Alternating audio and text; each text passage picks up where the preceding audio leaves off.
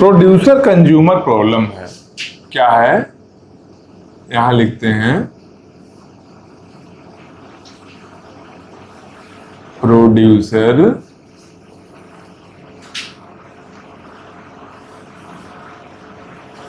Consumer.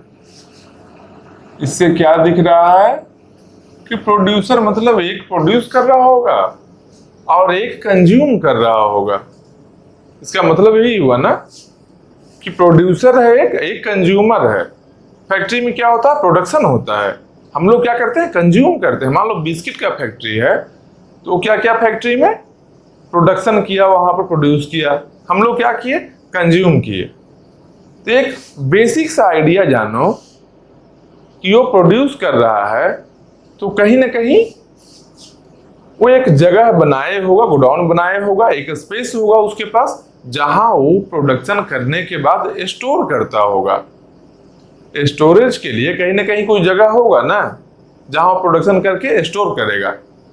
तो वहां पर उस जगह को क्या बोलते हैं, गोडाउन बोलते हैं। तो यहां पर क्या बोलेंगे, यहां पर उस स्पेस को जहां प्रोड्यूसर प्रोड्यूस करके रखेगा कुछ भी डेटा को, उसको बोलेंगे बफर। तो ये है, कोड को अच्छे से देखना, उसके बाद में समझ में आएगा हर चीज, क्योंकि कोड को रन करवाना यही पर्पस है हम लोग का आज, कोड को प्रॉपरली एनालाइज करना।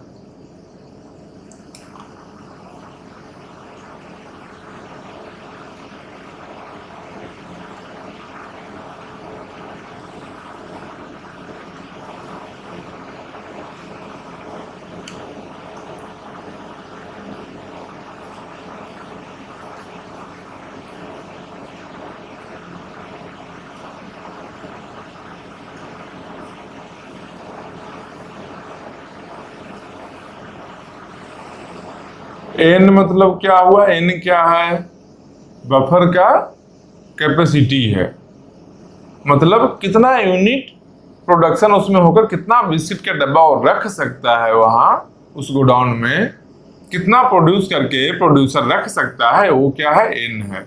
एन है जो बफर का कैपेसिटी है।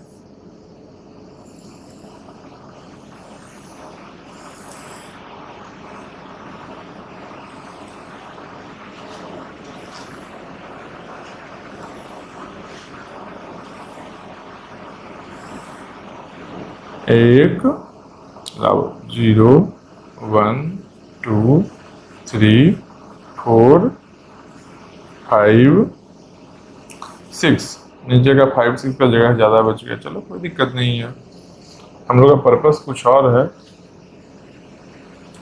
ये हो गया, इसके बाद एक आया इन।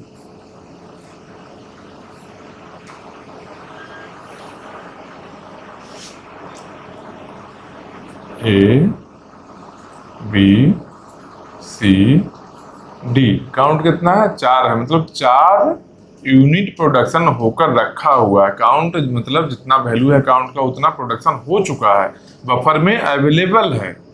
तो A B C D 4 unit available है।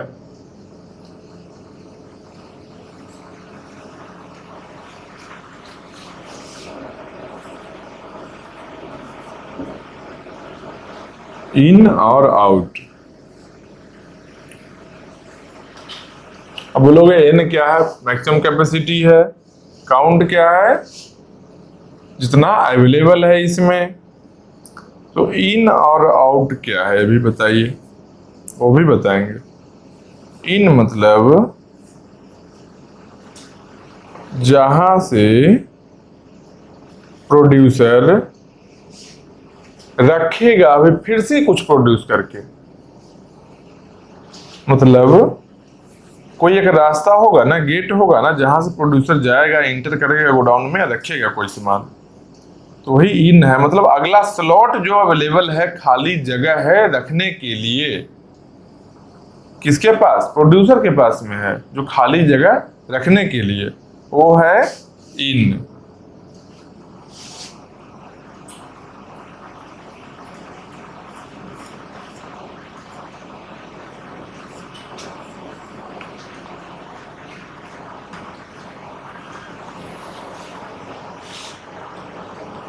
अब इसका कोड लिखते हैं। पहले क्या हुआ, इन काउंट बफर बना लिए, इन आउट कर लिए। ये क्या है, प्रोड्यूसर का है।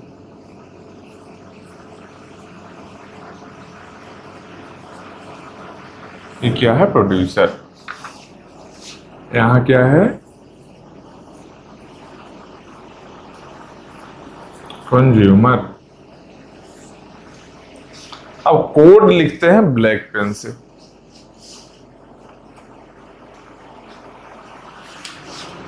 कोड को ब्लैक पेन से ऐसा करते हैं, प्रोड्यूसर का कोड यहां लिखते हैं, कंज्यूमर का कोड वहां लिखेंगे, नीचे में एनालिसिस करेंगे दोनों का।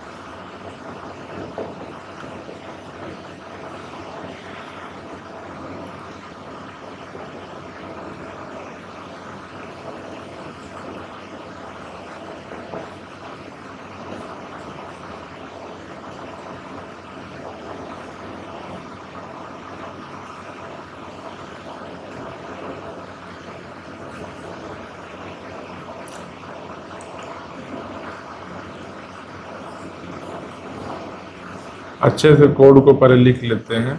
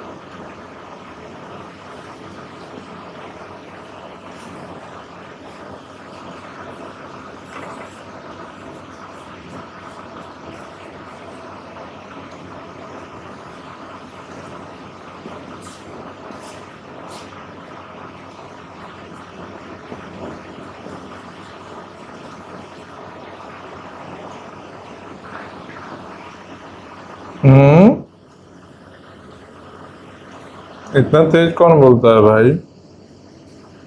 बफर इन आइटम पी,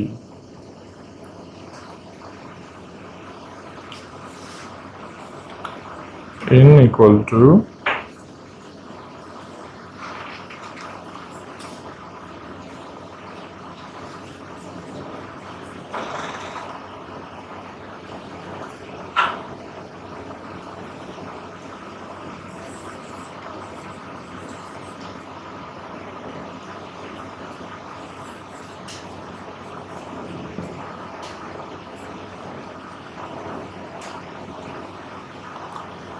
तुम लोग को पानी वानी पीना है तो पानी वानी पी लो।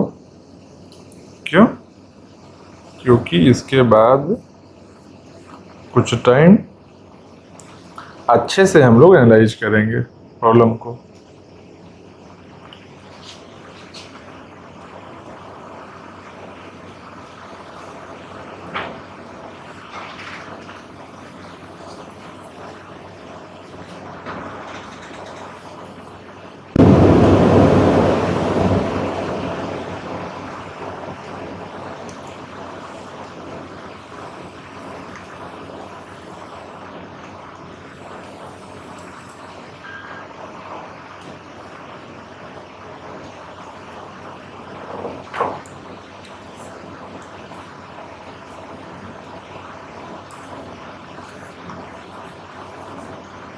लोड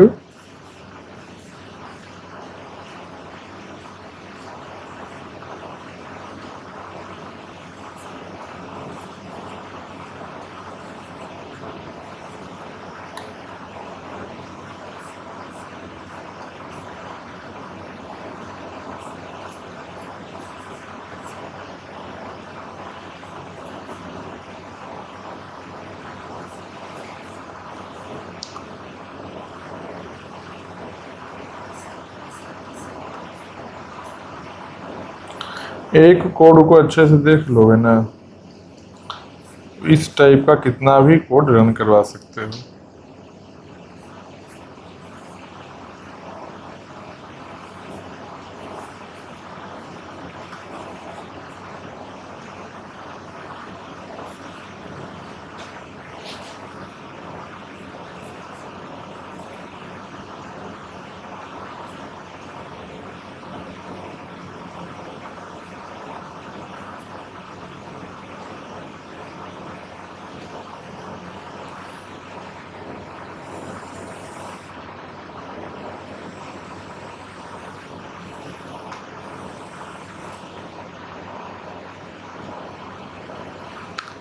तुम लोग के नोट्स में तो ये बना हुआ है और हमको बनाना है, लिखना है। कोई नहीं हो गया प्रोड्यूसर का वो कोड है, एक बार देखो कोड को, पढ़ो केवल, और कुछ नहीं करना है। कोड को बस जो भी लिखा हुआ है पढ़ो एक बार।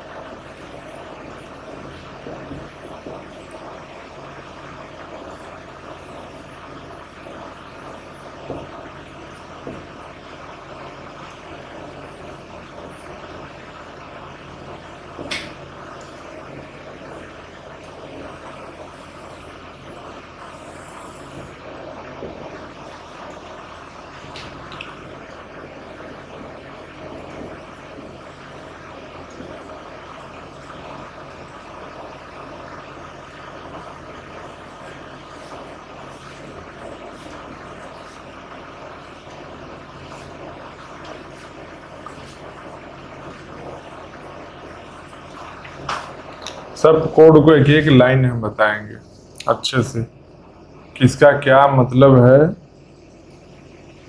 और किसके चलते क्या कुछ प्रॉब्लम आया।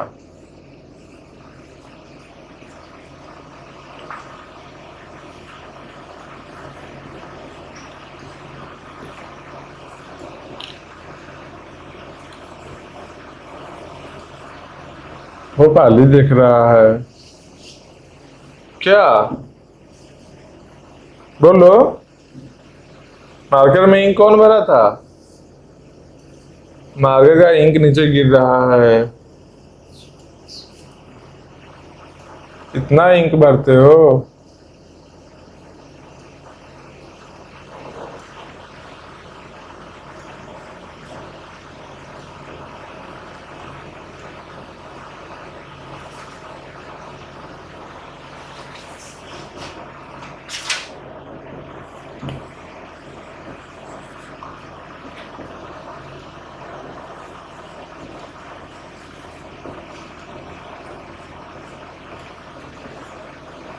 ऐसे अभी जो भैया आए थे बहुत अच्छे हैं, बहुत ही डिसेंट नेचर के हैं और सबसे सीधे साधे यहाँ मैनेजमेंट के आदमी हैं, बहुत अच्छे।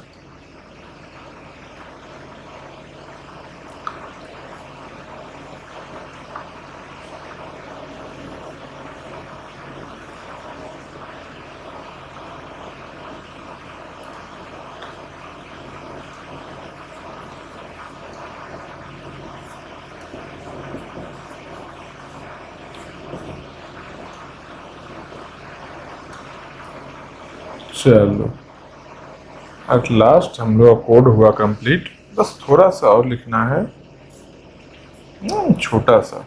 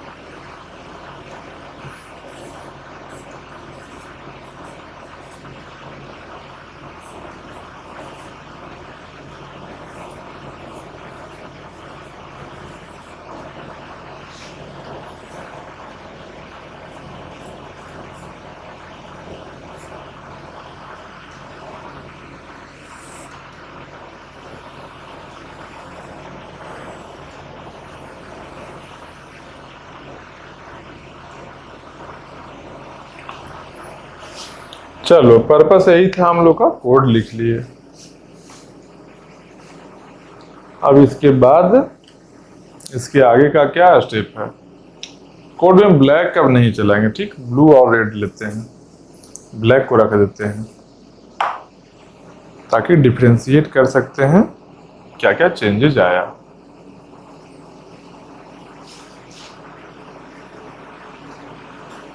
एक सेकेंड, सही है साफ वाला पार्ट उसको कर लेते हैं फ्रंट में। अच्छा, कोड को अब तक देखिए हो तुम लोग, जो भी कोड है प्रोड्यूसर वाला तो पहले लिख चुके थे, देखना चाहिए था ना। चलो जो देख लिए वो भी अच्छा, नहीं देखे वो भी अच्छा। अब हम बताते हैं देखो क्या है। ये है प्रोड्यूसर और कंज्यूमर। तो क्या बताए थे स्टार्टिंग में कि सिंक्रोनाइजेशन का जरूरत क्यों पड़ा है? सिंक्रोनाइजेशन का जरूरत क्यों पड़ा था बताओ? सिंक्रोनाइजेशन का जरूरत इसलिए पड़ा था कि दो प्रोसेस में कुछ कॉमन हो, इसके लिए सिंक्रोनाइजेशन कर रहे थे। क्योंकि कॉमन रहने पर कि एक चांस क्या है कि हो सकता है कि उसके आउटपुट में या फिर उसके एग्जीक्यूशन में कुछ चेंज आ जाए, यही पॉसिबल है। तो क्या करेंगे, जब कुछ कॉमन है सबसे पहले देखेंगे कि कॉमन है या नहीं। अगर कॉमन है फिर उसको देखेंगे कि ये कॉमन रहने के चलते क्या प्रॉब्लम आ रहा है, ठीक। तो यहां देखो क्या देखते हैं, n इक्वल टू 6। ये देखो टॉप में जो n लिखा है क्या है, n ए वाला पार्ट है जो n equal to 6। n equal to 6 मतलब क्या है, ये नंबर ऑफ स्लॉट है, नंबर ऑफ स्पेसेज है जो बफर में है। बफर क्या है, एक स्टोरेज एरिया है। ये क्या इसको बोल सकते हैं, एक एरे टाइप का एक एरे है बफर। एरे क्या होता है, डेटा को स्टोर करने का एक तरीका है जिसमें 0 1 2 3 4 5 ऐसे ऐसे उस स्लॉट के नंबरिंग करते हैं और सबका इक्वल होगा साइज। एक एरे ऐसा है, मतलब इतना सारा स्लॉट बना है, तो 0 से स्टार्ट करेंगे, जनरली 0 से करते हैं, कुछ और से भी कर सकते हैं। तो 0 1 2 इसका इक्वल साइज, ये सबका साइज इक्वल होगा। मतलब स्टोरेज के लिए है, ये अच्छे से पढ़ना, डेटा स्ट्रक्चर में बहुत अच्छे से एरे पढ़ना है। ये जानो बेसिकली कि एक स्टोर करने का एक बकेट है, एक बकेट है जिसमें कि डायरेक्टली एरे में हम लोग यहाँ भी डेटा डाल सकते हैं, डायरेक्टली यहाँ डाल सकते हैं, डायरेक्टली यहाँ, डायरेक्टली यहाँ, और कहीं से भी रिट्रीव कर सकते हैं डेटा को, कहीं से भी ले सकते हैं डेटा को। ये फीचर है एरे में कि कहीं भी कुछ डेटा को हम लोग स्टोर कर सकते हैं और कहीं से भी रिट्रीव कर सकते हैं डेटा को। मेरे पास में डेटा का जब जरूरत होगा तब हम वहां से डेटा को रिट्रीव कर लिए। तो एरे जैसा ही यहाँ क्या है, बफर है हम लोग का, कितना साइज का, 0 to n-1। 0 to n-1 मतलब 0 to 5 अगर लेते हैं, टोटल साइज कितना हो गया, 1 to 5 तो 5 हो ही गया, प्लस में एक 0 भी है, मतलब कि 6 हो गया। n का वैल्यू अगर 6 है तो मैक्सिमम नंबर कितना होगा, स्लॉट का मैक्सिमम नंबरिंग कितना होगा, 6 - 1 5, यही होगा ना। तो यहां भी बफर क्या है, 0 to n-1, जब n कितना है, 6 है। काउंट इक्वल टू 4 लिखा हुआ है। काउंट मतलब क्या है कि ये जो बफर है, ये जो स्टोरेज एरिया है, इसमें प्रेजेंटली किसी इंस्टेंट टाइम में, जैसे अभी हम लोग देख रहे हैं एक पार्टिकुलर इंस्टेंट में एक स्नैपशॉट लिए हैं इसका, फिर देख रहे हैं कि उस टाइम में इसमें कितना डेटा अवेलेबल है, कितना प्रोडक्ट अवेलेबल है जो कि प्रोड्यूसर प्रोड्यूस किया था। ये प्रॉब्लम क्या है, प्रोड्यूसर और कंज्यूमर दो ही लोग हैं। एक वहां देखो प्रोड्यूसर का कोड है, एक यहाँ कंज्यूमर का कोड है। देखो यहां पर क्या है, प्रोड्यूसर, यहां पर क्या है, कंज्यूमर। मतलब क्या है, प्रोड्यूसर और कंज्यूमर का कोड है, एक प्रोड्यूसर का है दूसरा कंज्यूमर का है। तो काउंट मतलब किसी पार्टिकुलर इंस्टेंट में कितना डेटा इसमें स्टोर्ड है। वो डेटा कहां से स्टोर हुआ है, वो प्रोड्यूसर ही प्रोड्यूस किया है। क्यों, क्योंकि दो ही लोग हैं, एक प्रोड्यूस करते हैं दूसरा कंज्यूम करते हैं। तो प्रोड्यूसर कभी खुद कंज्यूम नहीं करेगा और कंज्यूमर कभी प्रोड्यूस नहीं करेगा, दोनों अपना अपना काम करेगा। तो अपना काम क्या है, प्रोड्यूसर का अपना काम क्या है, प्रोड्यूस करना, इसलिए नाम है प्रोड्यूसर। कंज्यूमर का अपना काम क्या है, कंज्यूम करना, इसलिए नाम कंज्यूमर है। तो प्रोड्यूसर जब प्रोड्यूस करेगा तो ये बफर है जो स्टोरेज एरिया है। देखो कोड दो लिखे हैं, कोड दोनों का अलग अलग लिखे हैं, मतलब दोनों का काम करने का तरीका अपना अलग अलग है। प्रोड्यूसर अपने तरीके से आइटम को प्रोड्यूस करता है और कंज्यूमर अपने तरीके से आइटम को कंज्यूम करता है, मतलब डेटा को कंज्यूम करता है। लेकिन बफर कितना बनाए हैं, बफर एक ही बनाए हैं। क्यों, क्योंकि बफर दोनों के लिए कॉमन है, इसलिए एक बनाए ना। अगर दोनों का सेपरेट हो तो सेपरेट बना दिए होते, लेकिन सेपरेट है ही नहीं, दोनों के लिए बफर एक ही है। तो प्रोड्यूसर क्या किया, प्रोड्यूसर प्रोड्यूस किया आइटम को, प्रोड्यूसर प्रोड्यूस करके इस बफर में डेटा को रख दिया, स्टोर किया, और फिर यहां से कंज्यूमर यहां से डेटा लेकर कंज्यूम किया। यही पर्पस हो रहा है, मतलब प्रोड्यूसर प्रोड्यूस करके इसमें डेटा डाला और यहां से कंज्यूमर कंज्यूम किया। मतलब क्या लिखेंगे कि प्रोड्यूसर यहां डेटा डाला, कंज्यूमर यहां से डेटा कंज्यूम किया। तो प्रोड्यूसर यहां डाला मतलब क्या है, जीरो में डाला? नहीं, जीरो में नहीं डाला, इसका भी एक अपना लॉजिक है। प्रोड्यूसर कहां डालेगा, तो प्रोड्यूसर के नीचे देखो एक वेरिएबल है इन। इन वेरिएबल का मतलब क्या है कि next available slot for producer to store the data. मतलब क्या, अगला जो अवेलेबल स्लॉट है, जो खाली है, वैकेंट है, जहां पर प्रोड्यूसर अपने आइटम को स्टोर कर सकता है, वो क्या है, ये इन है। इनका मतलब क्या हुआ, जहां पर जो अगला खाली स्लॉट है, अगला खाली स्पेस है, कहां पर, इस बफर में। इस बफर में अगला खाली स्पेस है, वो इन वेरिएबल में है।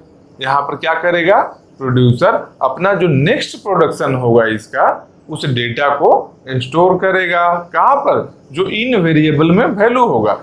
इन वेरिएबल में भी क्या वैल्यू है, 4 है। इसका मतलब क्या हुआ, प्रोड्यूसर अब जब प्रोड्यूस करेगा तो कहां स्टोर करेगा, 4 कहां है, यहां है। मतलब कि अब जो डेटा आएगा जो इसमें होगा स्टोर, यही हुआ ना। इन वेरिएबल क्या है, नेक्स्ट अवेलेबल स्लॉट को बता रहा है। देखो अवेलेबल कौन है, 0 नहीं अवेलेबल है, खाली नहीं है ना, फ्री नहीं है। 0 गए, 1 गए, 2 गए, 3 भी फ्री नहीं है, 3 में D है, 4 फ्री है, अवेलेबल है। मतलब क्या, इसमें प्रोड्यूसर आइटम को प्रोड्यूस करके रख सकता है। ठीक, अब उसी तरीके से एक आउट वेरिएबल है। एक क्या है, आउट वेरिएबल। पता नहीं रेड मार्कर को क्या हो गया है इसमें, जानते हो, ब्लैक इंक ये लोग डाल दिया क्या, वो ब्लैक चल रहा है। भगवान जाने लोग क्या क्या कर जाते हैं अनजाने में। एक सब कैसे हुआ, ऐसे किया गया था तो वैसे हुआ था। पर्पस क्या था, कुछ पार्टिकुलर काम को करना था, लेकिन किया क्या गया, ऐसे या फिर वैसे हो गया, ऐसे वैसे में चल रहा है गेम। चलो कोई नहीं, देखते हैं हम लोग। यहाँ क्या है, आउट वेरिएबल है। आउट वेरिएबल का मतलब क्या है कि कंज्यूमर क्या करेगा, कंज्यूमर का काम क्या है, कंज्यूमर का जो पर्पस है क्या है, आइटम को कंज्यूम करना। कौन से आइटम को, जिसको प्रोड्यूसर बनाया। प्रोड्यूसर जो आइटम को बनाया, प्रोड्यूस किया, उस आइटम को कंज्यूमर कंज्यूम करेगा। तो डायरेक्ट प्रोड्यूसर बनाकर कंज्यूमर को देगा, नहीं, डायरेक्ट नहीं देगा। प्रोड्यूसर है जो प्रोड्यूस करेगा आइटम को, एक स्टोरेज है, बफर है, ये स्टोरेज है, पहले बफर में स्टोर करेगा, उसके बाद इस स्टोरेज एरिया से कंज्यूमर कंज्यूम करेगा, इस स्टोरेज एरिया से, इसी बफर से कंज्यूम करेगा। तो इसमें बहुत सारा स्लॉट है। अब 4 स्लॉट में डेटा है, कंज्यूमर कहाँ से कंज्यूम करेगा, तो आउट वेरिएबल में जो नंबर होगा उस नंबर्ड स्लॉट से डेटा कंज्यूम होगा। आउट में कितना है, 0 है, मतलब डेटा कहां से कंज्यूम होगा, 0 से ही होगा। देखो 0 है ना, तो 0 से ही डेटा कंज्यूम होगा। इसका मतलब क्या हुआ, यहां से बिना 0 को कंज्यूम किए 1 से कंज्यूम कर सकता है क्या कंज्यूमर, नहीं कर सकता है। सीक्वेंस में ही आना है, कंज्यूम करना है, 0 कर ले, 1 कर ले, 2 कर ले, 3 कर ले, सबको कर ले कंज्यूम, लेकिन सीक्वेंस नहीं चेंज ब्रेक हो सकता है, चेंज नहीं कर सकता है। ऐसा नहीं होगा डायरेक्टली 2 को कर ले, 1 में भी डेटा है और 3 में भी डेटा है, और डायरेक्टली 2 को कंज्यूम करे, ये नहीं हो सकता है। कंज्यूम करेगा तो 0 1 2 3 ऐसे ही जाएगा। तो ये कहाँ लिखा हुआ है, बोलोगे ये कहाँ लिखा हुआ है, ये कोड में लिखा हुआ है। अभी बताएंगे कोड में कहाँ लिखा हुआ है, पहले जानो कि कोड में है क्या चीज, ताकि कोडिंग जब पढ़ेंगे, जब देखेंगे कोड को तो आसान होगा। मेन पर्पस ओवरऑल जान लो, बोर्ड पर क्या क्या चीज लिखा हुआ है और क्या क्या चीज होने वाला है। तो यहां पर क्या देखेंगे कि एक प्रोड्यूसर है, एक कंज्यूमर है। प्रोड्यूसर प्रोड्यूस किया आइटम वो कहाँ रखेगा, कहाँ स्टोर करेगा, इन वेरिएबल है, एक इन वेरिएबल है, वहां पर प्रोड्यूसर स्टोर करेगा अपने डेटा को। कंज्यूमर क्या करेगा, कंज्यूमर कंज्यूम करेगा, कहां से, जो आउट वेरिएबल में नंबर है उस नंबर्ड ब्लॉक जो होगा इस बफर में, उस ब्लॉक से डेटा को कंज्यूम करेगा। तो अब देखो, अब एक और चीज इसमें ऑब्जर्व करो, ये तो बता दिए सही है भाई, जो प्रोड्यूसर प्रोड्यूस करेगा, कंज्यूमर कंज्यूम करेगा। प्रोड्यूसर इन में जो इन वेरिएबल में जो वैल्यू है उसके अकॉर्डिंग प्रोड्यूसर बफर में स्टोर करेगा, और आउट वेरिएबल जो है इसके अकॉर्डिंग कंज्यूमर बफर से कंज्यूम करेगा। अच्छा चीज है, लेकिन एक और भी रिस्ट्रिक्शन है ना। मान लो बहुत बड़ा स्टोरेज बनाए हुए है प्रोड्यूसर। प्रोड्यूसर क्या है, एक फैक्ट्री है एक तरह का, जहां प्रोडक्शन हो रहा है। तो मान लेते हैं कि वो बहुत बड़ा फैक्ट्री का स्टोरेज स्पेस बनाया है फैक्ट्री के बाहर में। वहां क्या करता है, प्रोड्यूस करता है, फिर वहां स्टोर करता है। लेकिन उसका भी एक कैपेसिटी होगा ना, जो स्टोरेज स्पेस बनाया होगा, मान लो 10 आइटम के लिए बनाया, या 10 लाख के लिए बनाया, या 10 करोड़ के लिए बनाया, कुछ भी। अब ऐसा नहीं 10 के मल्टीपल में बने, ऐसा नहीं है। 5 लाख हो, 6 लाख हो, 7 लाख हो, 20 लाख हो, कुछ भी ऐसा रैंडम बता रहे हैं। तो कुछ भी कैपेसिटी का बना है, लेकिन कैपेसिटी तो लिमिटेड होगा, कुछ तो लिमिट होगा, इनफाइनाइट थोड़ा ही हो सकता है वो। कैपेसिटी कुछ ना कुछ होगा ना, कुछ वैल्यू होगा कैपेसिटी का। तो मान लो किसी पार्टिकुलर टाइम में वो कैपेसिटी फुल हो जाए, किसी पार्टिकुलर टाइम में वो कैपेसिटी जब फुल हो जाएगा तब क्या होगा, जब वो कैपेसिटी फुल हो जाएगा उसके बाद में प्रोड्यूसर यहाँ स्टोर कर सकता है, समझो बात को। हम क्या बोल रहे हैं कि तुम्हारे पास में एक बैग है, स्कूल बैग है, इसमें 10 बुक्स तुम रख सकते हो, 10 किताब रख सकते हो। तुम 2 लेकर गए स्कूल, चलो अच्छा बात है। 3 लेकर गए, सही बात है। मान लो किसी दिन 10 किताब उसमें रख दिए हो, तो उसके बाद में 11वां किताब उसमें डाल सकते हो। हम बता चुके हैं पहले ही कि 10 किताब ही मैक्सिमम कैपेसिटी उसका है। हम उसके कैपेसिटी के बारे में बता चुके हैं। यहाँ पर भी इस बफर के कैपेसिटी के बारे में बता चुके हैं। एन है क्या? एन क्या है? एन ये क्या है? ये है कैपेसिटी। कैपेसिटी है ना एन। तो कैपेसिटी के बारे में हम बता चुके हैं पहले ही। काउंट मतलब क्या? प्रेजेंटली कितना आइटम है, कितना? 1 2 3 4 5 6, यहां तक ही है। एक हटा दो या तो रहने दो, इसको ही बढ़ा देते हैं। 6 हुआ ना, इसको चलो 7 कर लेते हैं। इसको 7 कर दिए तो कैपेसिटी 7 है उसका। सिंपल जानो, कैपेसिटी 7 है। अभी काउंट का वैल्यू 4 है। मान लो एक और डेटा इनपुट किया, काउंट का वैल्यू 5 हुआ। फिर से एक और प्रोड्यूस किया, 6 हुआ। फिर से एक और किया, 5 कहां पर आएगा? 5th आइटम यहां आएगा। फिर 6th यहां आएगा, 7th यहां आया। अब तो फुल हो गया ना। अब अगर चाहेगा प्रोड्यूसर कुछ प्रोड्यूस करना तो स्टोर हो सकता है क्या? नहीं हो सकता है। क्यों? स्पेस नहीं है। तो ये पॉइंट को याद रखना है। Producer will produce data items till the buffer gets full. जब तक बफर फुल नहीं हो तब तक ही प्रोड्यूसर प्रोड्यूस करेगा। Once the buffer capacity full, the producer will stop producing new data items. जो भी नया डेटा है वो डेटा को प्रोड्यूसर प्रोड्यूस करना बंद कर देगा जब इसका कैपेसिटी फुल हो जाएगा, एन का वैल्यू मैक्सिमम हो जाएगा। जब मतलब काउंट का वैल्यू जब मैक्सिमम हो जाएगा तो प्रोड्यूसर नया डेटा प्रोड्यूस नहीं करेगा। ये समझ गए? प्रोड्यूसर के साथ में ये रिस्ट्रिक्शन है। अब कंज्यूमर का भी तो कुछ होगा ना। अब जैसे प्रोड्यूसर का रिस्ट्रिक्शन है तो कुछ कंज्यूमर का होगा कि नहीं होगा? कंज्यूमर के बारे में कुछ होगा? क्या लग रहा है? कंज्यूमर का काम क्या है? कंज्यूमर यहां से डेटा को कंज्यूम कर रहा है। कौन सा डेटा? जो कि पहले से स्टोर्ड है किसमें? बफर में। कहां से स्टोरेज आया था? वो आया था प्रोड्यूसर जो प्रोड्यूस किया था, वो प्रोड्यूसर डेटा को बफर में डाला, फिर यहां से डेटा को कंज्यूमर कंज्यूम कर रहा है।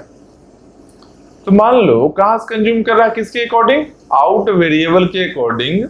आउट वेरिएबल में जो वैल्यू है उस नंबर्ड ब्लॉक से कंज्यूम करेगा। मान लो अभी 0 है तो 0 से लिया। मान लो ए वैल्यू 1 हो जाता, 0 नहीं 1 होता तो कहां से लेता? 1 से लेता। अगर ये 2 होता तो यहाँ 2 वाले से लेता। मतलब कंज्यूमर जो आउट का वैल्यू रहेगा उस नंबर्ड ब्लॉक से डेटा आइटम को कंज्यूम करेगा।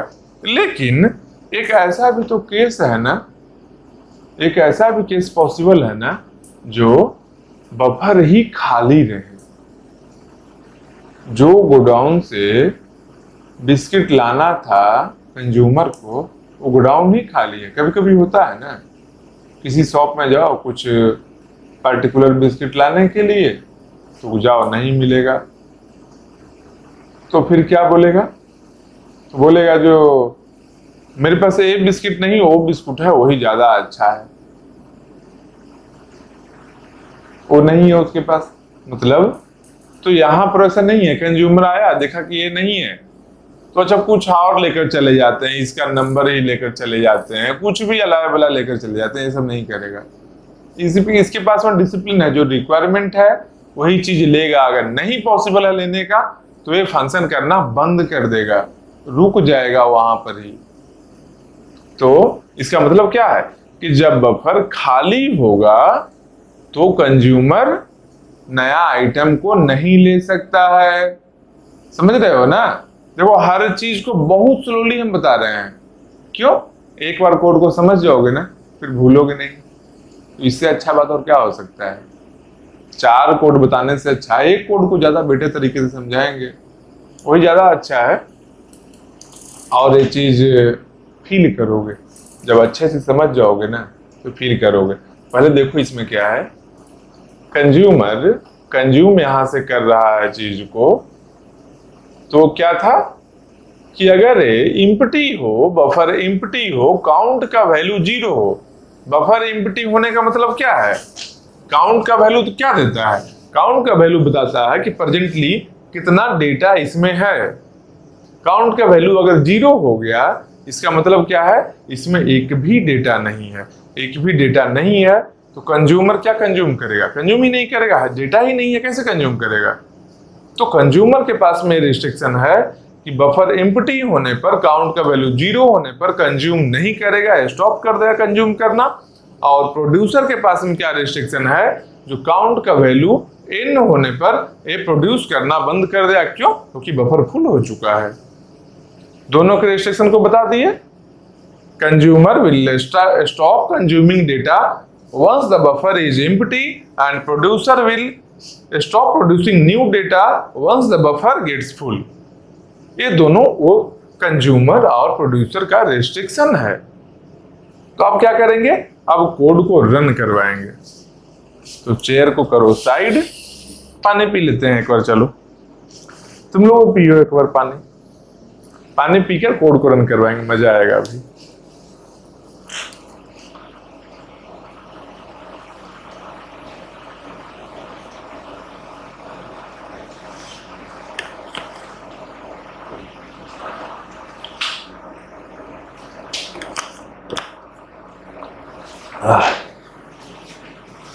चलो फिर क्या पर्पस है अभी हम लोग का? कोड को रन करवाना। तो इसको मिटाते हैं पहले। ये क्या था?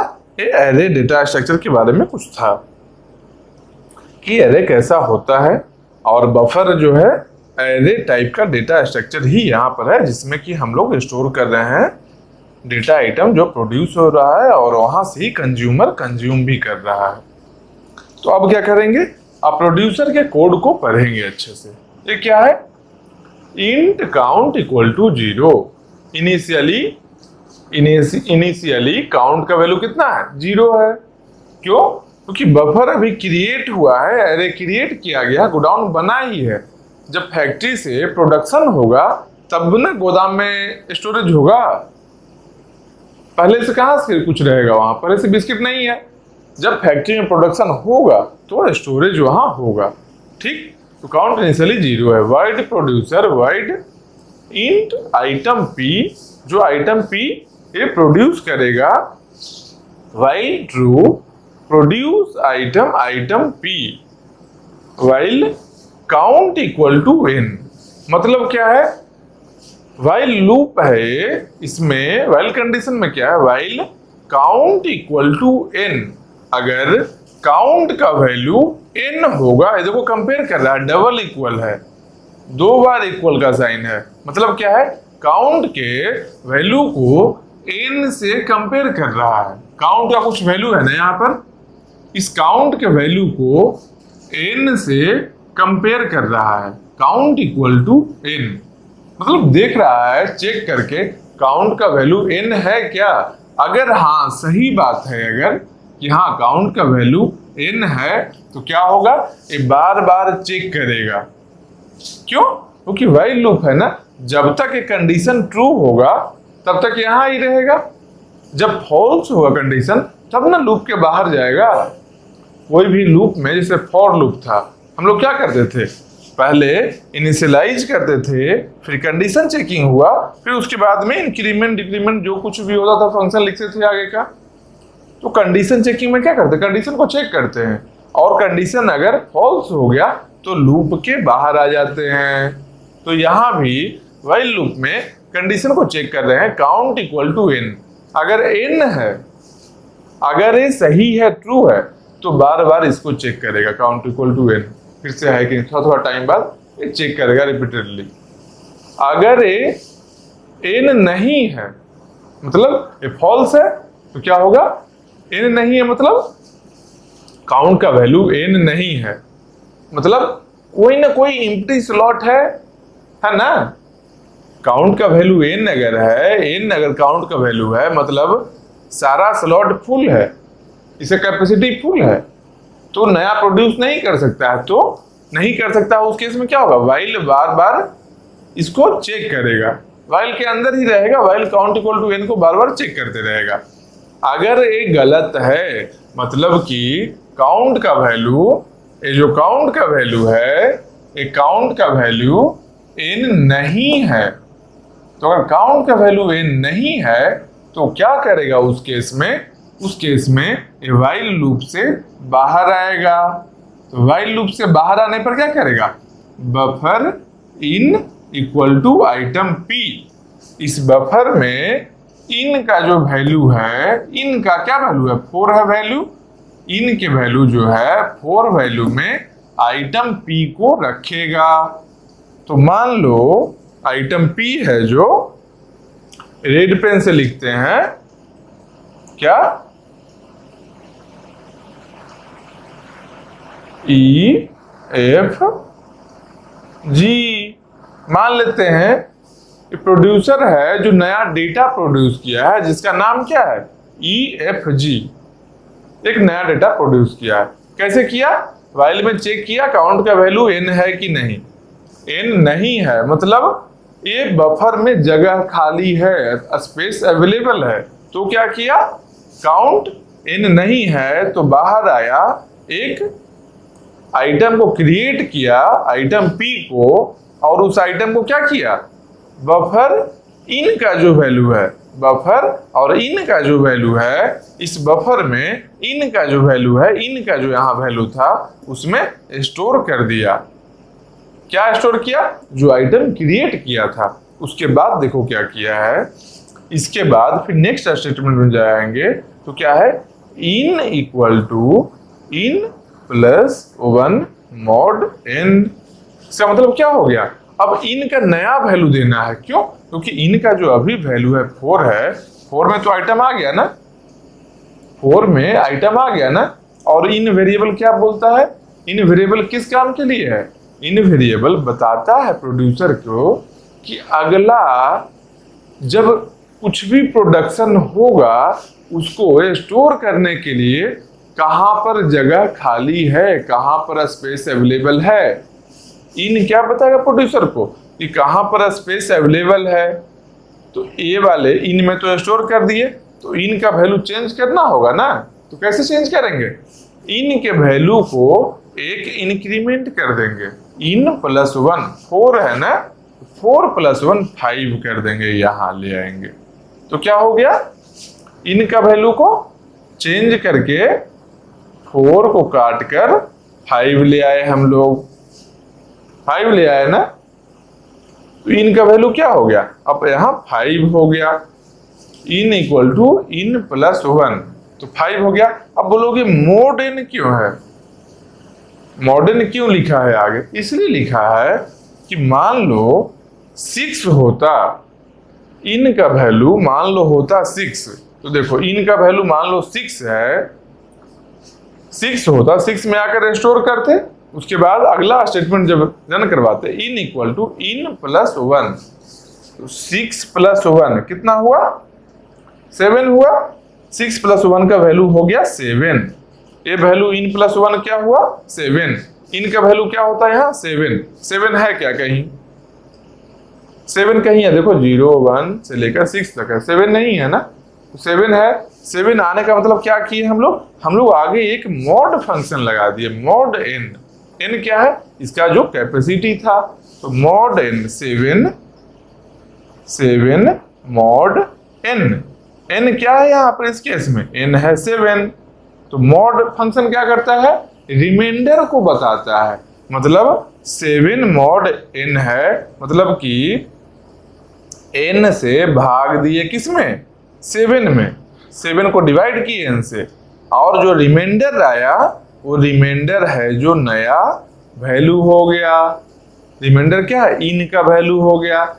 तो अब 7 है, n का वैल्यू भी 7 है ना, तो 7 से जब 7 को डिवाइड करेंगे तो 1 टाइम्स में 7 होगा, रिमाइंडर कितना होगा 0। मतलब क्या कि जब यहाँ पर n का वैल्यू रहेगा, यहाँ जब स्टोर करेंगे तो अगला कहाँ जाएगा, 6 से कहाँ चला जाएगा, अब ऊपर ले जाने का जगह ही नहीं है।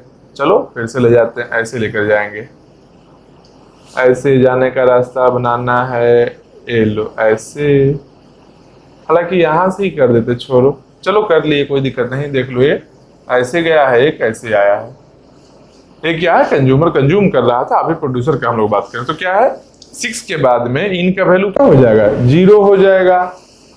0 हुआ था ना 6 के बाद में, क्यों 6 + 1 7 हुआ, 7 में मॉड लगाया n हो गया। अब क्या किए in equal to in plus 1 mod n कर चुके हैं, एक काम तो कर दिए।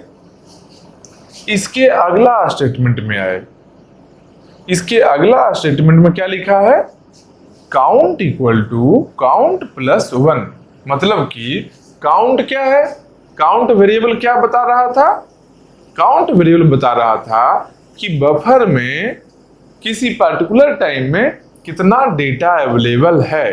तो कितना अवेलेबल था पहले 1 2 3 4, अब क्या है एक नया डेटा एंट्री कर दिए है ना, एक नया डेटा एंट्री किए हैं ना, तो मतलब एक नया डेटा एंट्री जब किए हैं तो काउंट का वैल्यू भी बढ़ाएंगे ना।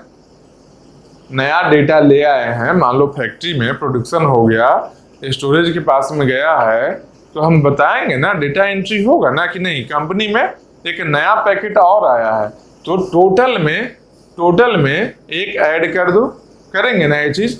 तो पहले से 4 था, एक और नया चीज लाए हैं तो क्या हुआ +1 करेंगे, 5 करेंगे, तो यहाँ देखो क्या है count equal to count plus 1, यही हुआ ना, count equal to count plus 1। तो काउंट का वैल्यू को हम लोग इंक्रीज करके कितना कर दिए, काउंट के वैल्यू को इंक्रीज करके हम लोग बना दिए 5, क्यों एक नया आइटम यहाँ पर आया था इसके लिए ही। लेकिन अब जानो, अब एक इंपॉर्टेंट चीज को जानो कि काउंट है जो count equal to count plus 1 एक बार में एग्जीक्यूट नहीं हो रहा है।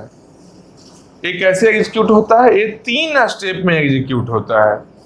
ये एक स्टेटमेंट है जो count equal to count plus 1 single time में ये एग्जीक्यूट नहीं हो रहा है। ये लाइन 3 बार में एग्जीक्यूट होगा।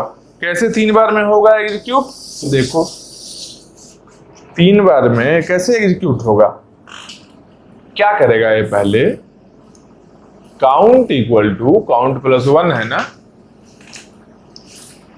तो ये 3 स्टेप में एग्जीक्यूशन होगा इसका।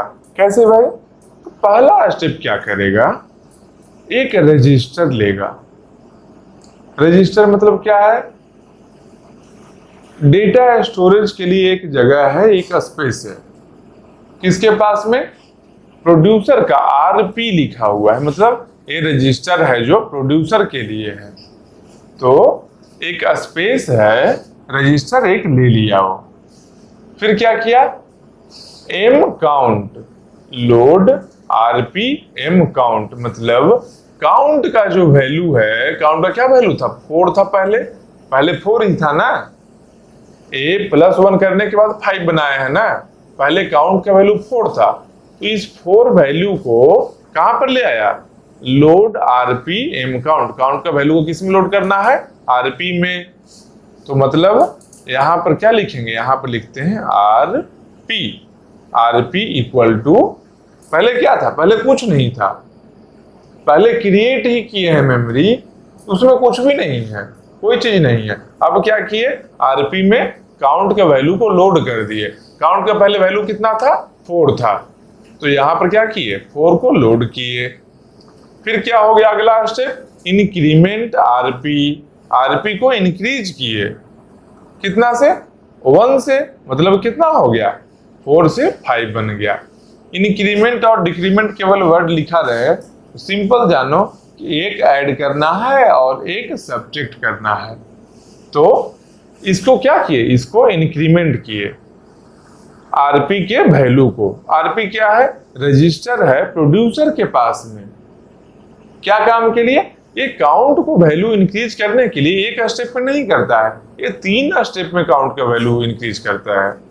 तो आरपी का वैल्यू को इंक्रीज किया, उसके बाद क्या किया, स्टोर एम काउंट आरपी, फिर आरपी का जो वैल्यू है अभी कितना है 5 है ना, फिर जो आरपी का वैल्यू है स्टोर करेगा कहां पर, एम काउंट में, काउंट जो वेरिएबल है उसमें आरपी का वैल्यू स्टोर करेगा।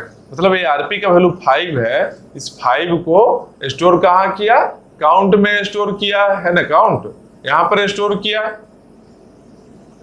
तो क्या हुआ, ये क्या हुआ, प्रोड्यूसर का कोड हुआ।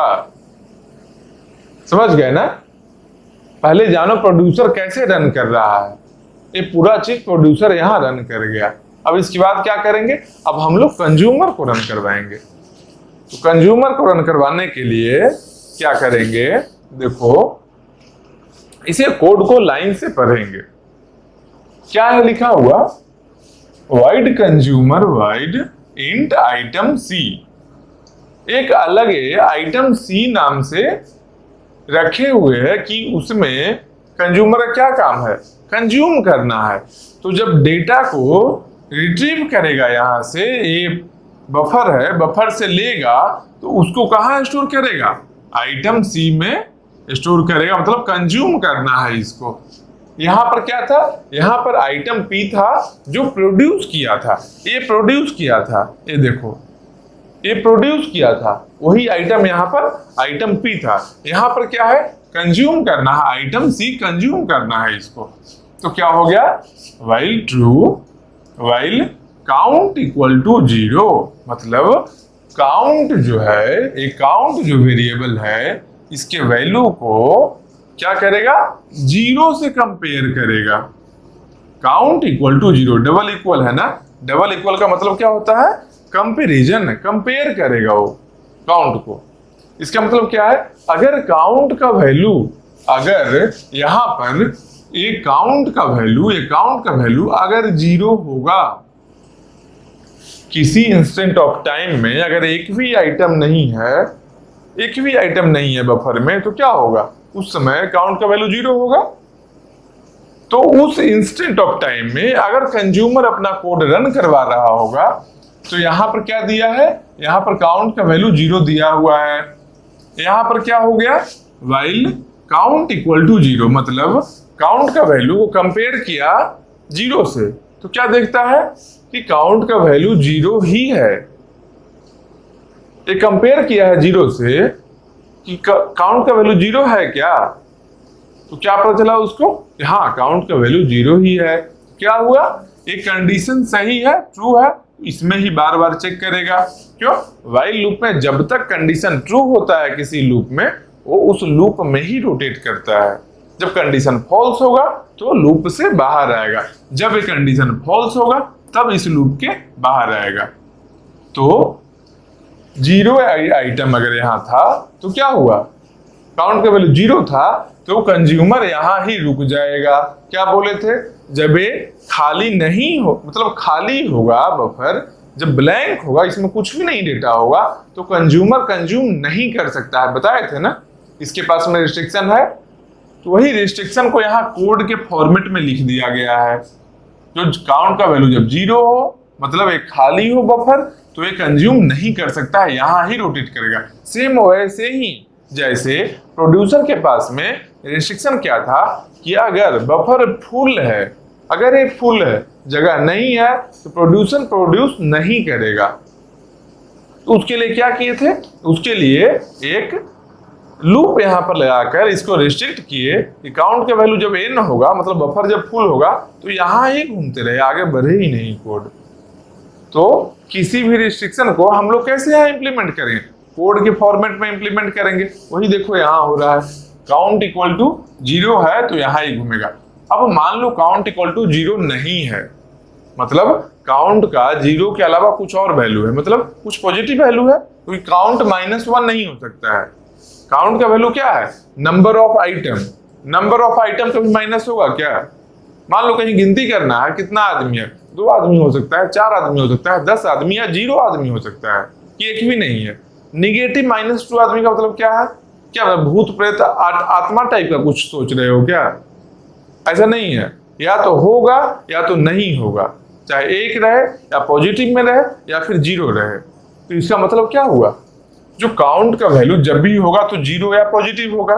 तो मान लो जीरो नहीं है, वो क्या है, कुछ पॉजिटिव वैल्यू है। तो काउंट इक्वल टू जीरो जब कंपेयर करेंगे तो गलत हो गया ना, काउंट का वैल्यू जीरो नहीं है, कुछ पॉजिटिव है। हमको पता है यहाँ से काउंट का वैल्यू अभी कितना है, अभी स्टार्टिंग में कितना था, 4 था, तो यहाँ 4 है, तो क्या हुआ, काउंट का वैल्यू नहीं है ना जीरो, तो बाहर आ गया इसके। फिर इसके बाद में क्या होगा देखेंगे, item C equal to buffer out. मतलब क्या, आउट में जो नंबर है, आउट में जो न्यूमेरिकल वैल्यू है, उस स्लॉट से बफर के, इस स्लॉट से बफर जो है, इस बफर के आउट वाले जो नंबर है, इस स्लॉट से, आउट में जीरो है मतलब जीरो वाले स्लॉट से आइटम को लेगा और कहाँ स्टोर करेगा, आइटम सी में। Item C equal to, item C में स्टोर करना है, क्या स्टोर करना है, बफर आउट। मतलब इस बफर का जो आउट जीरो, बफर का जीरो वाला जो वैल्यू है, जीरो वाला जो वैल्यू है, इस ए को यहाँ पर आइटम सी में स्टोर कर लेगा। कर लिया ना स्टोर। अब देखो क्या है, अब आउट यहाँ है, आउट का वैल्यू जीरो था, स्टोर तो कर लिया। अब क्या करेगा, out equal to out plus 1 mod n। मतलब क्या, आउट के वैल्यू अब यहां तो खाली हो गया ना, जब ए को लेकर चला गया कंज्यूमर, ए लेकर चला गया तो ये क्या हो गया, ए ब्लैंक हो गया, खाली हो गया ना ये जगह। तो आउट क्या है, ये क्या है, आउट है। आउट क्या है, जहां से ले जाना है कंज्यूमर को, उस स्लॉट को बताता है आउट। आउट वेरिएबल उस स्लॉट को बताएगा जहां से कंज्यूमर को ले जाना है। तो अब खाली जब हो गया है तो यहां से कंज्यूमर कैसे लेकर जा सकता है, मान लो फिर से बाद में कंज्यूमर को जरूरत पड़े कंज्यूम करने का, तो नहीं लेकर जा सकता है ना। तो क्या करेगा, आउट को इंक्रीमेंट कर देगा, मतलब जीरो से 1 लेकर चला जाएगा। क्यों, आगे आगे प्रोड्यूसर प्रोड्यूस भी तो कर रहा है, और इसके बाद में कंज्यूमर साथ में से कंज्यूम कर सकता है, पॉसिबिलिटी है। अब उल्टा में -1 नहीं कर सकते हैं, क्यों, क्योंकि यहाँ पर मान लो प्रोड्यूसर प्रोड्यूस किया, अगर माइनस करेंगे, नेगेटिव उल्टा लाएंगे तो यहाँ आ जाएगा कौन, कंज्यूमर। यहाँ है प्रोड्यूसर, आइटम यहाँ है लेकिन कंज्यूमर को नहीं मिल रहा है। ये कौन करेगा, जो बोका आदमी रहेगा वो करेगा। क्या करेगा, वो खाना बना हुआ है, यहाँ पर किचन में रखा हुआ है, खाना सब कुछ बना कर रखा हुआ है। वो आदमी क्या किया, किचन में नहीं, स्टोर रूम में गया प्लेट लेकर, वहां क्या देखा, क्या क्या है खाने के लिए। स्टोर रूम में क्या था, पूरा कचरा था, बिना काम का फालतू चीज उसको मिल गया। मतलब उसके खाने के लायक नहीं था, कुछ और यूज का सामान था लेकिन उसके खाने के लायक नहीं था। वो क्या सोचा, तो खाना नहीं आज बना है, लो, वो तो बेवकूफ आदमी है, भूखा रहेगा वो। ये क्या है, बेवकूफ नहीं है, समझदार है। ये क्या करेगा, जब यहां से कंज्यूम किया आइटम तो इसको एक इंक्रीमेंट करेगा। क्या किया, आउट को, out equal to out plus 1, एक इंक्रीमेंट किया। तो फिर बोलोगे मॉड कहां से आया, तो देखो मान लो जब कभी आउट का वैल्यू 6 होता, 6 इसका भी तो वैल्यू हो सकता है, जिस तरीके से प्रोड्यूसर में इन का वैल्यू हुआ था। तो मान लो आउट का वैल्यू 6 है, 6 वाले को कंज्यूम किया तो कहा जाएगा, फिर यहाँ आना चाहिए ना। तो जब इंक्रीमेंट करेगा, इंक्रीमेंट जब करेगा, ये जब आउट प्लस 1 करेगा तो क्या होगा, 6 प्लस 1, 6 प्लस 1 कितना हुआ, 7। तो 7 को जब मॉड n करेंगे, मॉड 7 करेंगे, तो 7 डिवाइड 7 जब करेंगे तो रिमाइंडर कितना आएगा, 0। तो यहां से 0 ही न जाना है हम लोग को, इसलिए मॉड फंक्शन वहां भी लगा दिए। समझ रहे हो बात को, मॉड फंक्शन वहां भी इसलिए यूज किए हैं। तो अब क्या हुआ, out equal to out plus 1 mod n हो गया, आउट वाले का चेंज कर लिए वैल्यू। अब क्या करेंगे, अब करेंगे काउंट का भी तो वैल्यू चेंज करना है, क्योंकि काउंट है जो क्या बता रहा था, काउंट बता रहा था क्या, कि नंबर ऑफ आइटम्स जो उस टाइम में प्रेजेंट है बफर में, बफर में किसी पर्टिकुलर टाइम में जब ये ऑपरेशन हो रहा था, ये कोड जब रन कर रहा था, उस समय कितना अवेलेबल है, जितना अवेलेबल था वो क्यों कौन बता रहा था, अकाउंट बता रहा था, लेकिन उसमें से कंज्यूमर एक कंज्यूम कर लिया है ना, तो काउंट का वैल्यू एक कमाना है ना। मान लो घर में पापा पैसा रख के गए हैं, उसमें से एक नोट निकाल लिए हो तुम, तुम्हारा रिस्पॉन्सिबिलिटी क्या है, वहां लिखना एक माइनस करके, ताकि सामने वाले को पता चले कि हाँ एक नोट इसमें निकाला हुआ है। तो ये कैसे हमको याद आया, हम एक काम किए थे बचपन में, हम क्या करते थे, पैसा निकालना है तो पैसा निकाल लिए और लिखे नहीं, पापा गए बैंक में बोले नहीं ये पैसा सही है, हम क्या करते थे, ऊपर में लिखा होता था और नीचे वाले नोट को निकालते थे। तो बैंक में गए, बैंक में क्या बोले, नहीं सही नोट काउंट किया हुआ है, बैंक वाला मशीन से काउंट किया, बोला नहीं है। तो क्या किए पापा, फोन किए हमको, बोले पैसा निकाला था, हम बोले हाँ, फिर क्या, इधर 2 थप्पड़ या इधर 2 थप्पड़, मतलब ये बता रहे हैं थप्पड़ वाला जमाना नहीं था, बॉक्सिंग वाला जमाना था, मुक्का मारे थे, तो इसीलिए समझो बात को। यहाँ क्या करना है, काउंट को कम करना है, डिसेंटली कम करना है। तो कैसे करेंगे, काउंट इक्वल टू काउंट -1, एक माइनस करेंगे ना, तो काउंट के वैल्यू को एक माइनस करेंगे। लेकिन ये कंज्यूमर क्या बोल रहा है कि हम एक बार में डायरेक्टली माइनस नहीं करेंगे, माइनस हम करेंगे सही चीज है, लेकिन अपने तरीके से हम माइनस करेंगे। क्या तरीका है इसके पास, इसके पास में काउंट को, इस काउंट वाले स्टेटमेंट को रन करवाने के लिए 3 स्टेप है। ये तीन स्टेप में इस एक सिंगल स्टेप को ये 3 स्टेप मिलाकर ये काम को करता है। कैसे, देखो क्या किया, एक इसके पास में रजिस्टर है RC, जैसे प्रोड्यूसर के पास में एक रजिस्टर क्या था, एक रजिस्टर था RP, रजिस्टर फॉर प्रोड्यूसर, वैसे ही कंज्यूमर के पास में एक रजिस्टर है, रजिस्टर फॉर कंज्यूमर RC। वो क्या किया, लोड RCM काउंट, मतलब कि काउंट का जो वैल्यू है, काउंट का वैल्यू कितना है, 4 था पहले, तो काउंट का जो वैल्यू है उस वैल्यू को RC में लोड करना है। तो यहां लिखो क्या, RC बराबर क्या लोड किए, काउंट का जो वैल्यू, काउंट का वैल्यू पहले क्या था, पहले काउंट का वैल्यू क्या था, मान लो अभी ही लो, छोड़ो पहले अभी ही लो, इसको स्टोर करने के बाद में क्या 4 पहले था, एक स्टोर किए, 5 बना दिया था, प्रोड्यूसर इसको 5 बनाया था। चलो अभी का ही लेते हैं, अभी कितना वैल्यू है, 5 है, तो अभी वैल्यू है 5। तो क्या किया, load RCM count, M count का वैल्यू RC में लोड किया गया। फिर क्या किए, डिक्रीमेंट RC के वैल्यू को डिक्रीमेंट किया गया, कम किया गया। कितना, इंक्रीमेंट अगर होगा कभी तो 1 से करेंगे इंक्रीमेंट, और डिक्रीमेंट लिखा रहे तो 1 से ही डिक्रीमेंट करेंगे। जब इंक्रीमेंट में 1 ऐड होगा, डिक्रीमेंट में 1 माइनस होगा बस। तो इसको डिक्रीमेंट करेंगे तो क्या होगा, 5 से घटकर कितना हो गया, 4 हो गया।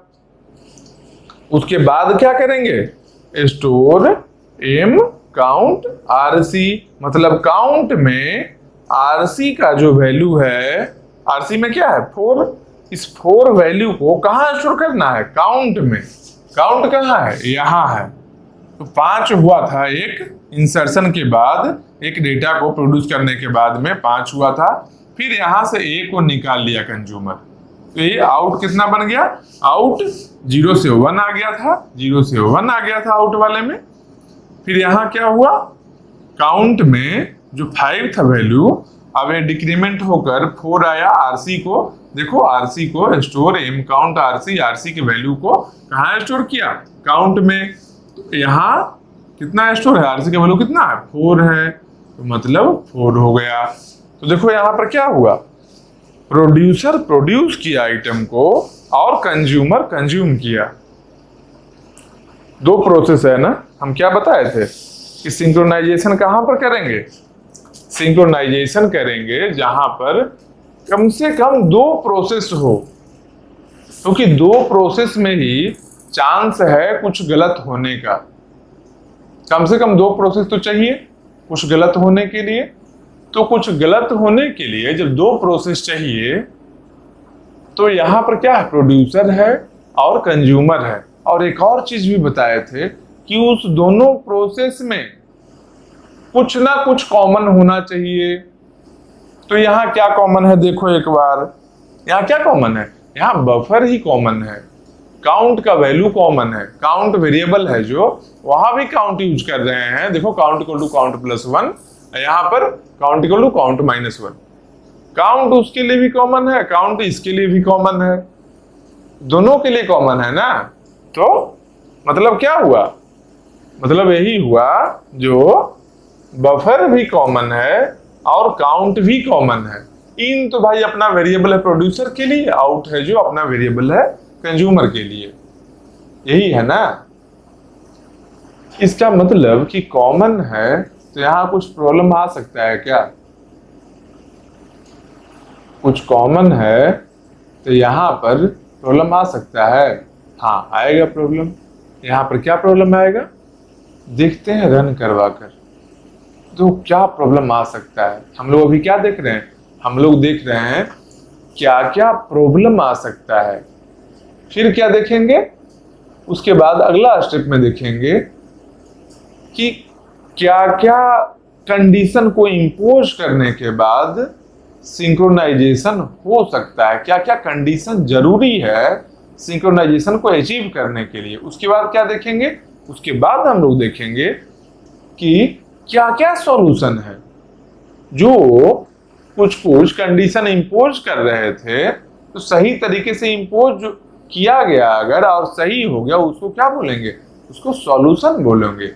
तो कुछ सॉल्यूशन गलत भी होगा कुछ सही भी होगा, हम लोग का इतना ही रास्ता तय करना है, जान लो इतना रास्ता तय कर लिए, सबका सॉल्यूशन देख लिए, समझो हम लोग का एसिंक्रोनाइजेशन कंप्लीट हो गया। तो ये जान गए ना, इसमें क्या किए, एक कोड लिखे हैं, उस कोड को रन करवाए प्रॉपरली। ये पहला कोड था इसलिए टाइम ज्यादा लगा, इसलिए आराम से बता रहे थे, क्यों कोड रन करवाने का एक हैबिट बन गया, समझ गए ना किस तरीके से कोड का फ्लो चलता है। अगले कोड में क्या है, बहुत ही कम टाइम लगेगा। और सेम ऐसा ही हो, कुछ चेंजिंग होगा, स्टेटमेंट कुछ चेंज होगा, कोई दिक्कत नहीं, पढ़ेंगे वो रन करवा लेंगे देखकर, हम भी रहेंगे साथ में।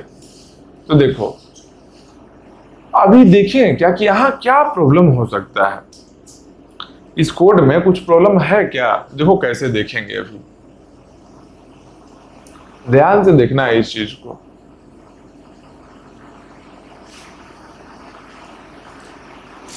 इसमें जो भी प्रॉब्लम का पॉसिबिलिटी है ना उसको देखेंगे। इन का वैल्यू कितना है 5 है, आउट का वैल्यू कितना है 1 है, काउंट का वैल्यू कितना है 4 है, एन का वैल्यू कितना है 7 है, डेटा मतलब 4 है काउंट का वैल्यू।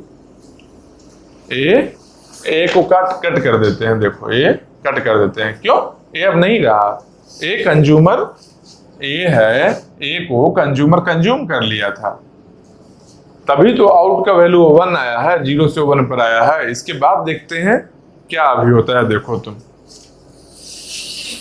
इसके बाद क्या होगा। मान लो प्रोड्यूसर एक आइटम को प्रोड्यूस किया, फिर से प्रेस लिया, अभी प्रोड्यूस कर रहा है, जो क्या हो गया, एक आइटम को प्रोड्यूस किया, अपना कोड को रन करवा रहा है, देखो काउंट इक्वल टू एन है, नहीं है, क्यों काउंट इक्वल टू 4 ही है, एन कहाँ है, तो बाहर आया लूप से, buffer in equal to item P, इनका वैल्यू 5 है ना, यहाँ पर आइटम पी लिखेगा।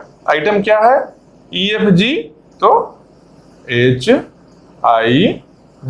ये नया आइटम को स्टोर किया, कहाँ पर बफर इन में आइटम पी को स्टोर किया, ये आइटम पी था, ठीक, यहाँ स्टोर कर लिया।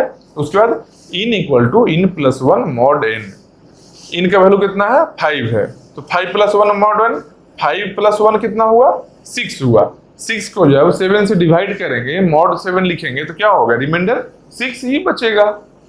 तो इनका वैल्यू भी चेंज कर लिए। अब काउंट का वैल्यू को चेंज करना है। काउंट में क्या किए, एक आरपी लिए, आरपी में क्या किए, काउंट का वैल्यू को लोड किए। काउंट का वैल्यू कितना है, काउंट का वैल्यू 4 है ना, काउंट का वैल्यू देखो 4 लिख लिए, लोड कर लिए, पहला एग्जीक्यूट हो गया है। ठीक, अब एक और स्टेटमेंट को एग्जीक्यूट करते हैं, इंक्रीमेंट आरपी। आरपी यही है ना, इसको इंक्रीमेंट कर लिए, ये 4 है ना, तो 4 से 5 बन गया, यही बना ना, एक इंक्रीज किए थे 4 से 5 बना है, मतलब दूसरे स्टेटमेंट को भी एग्जीक्यूट कर लिए। उसके बाद क्या किए हैं, उसके बाद यहां पर इसको क्या किए, प्रीएम्प्ट करवाए।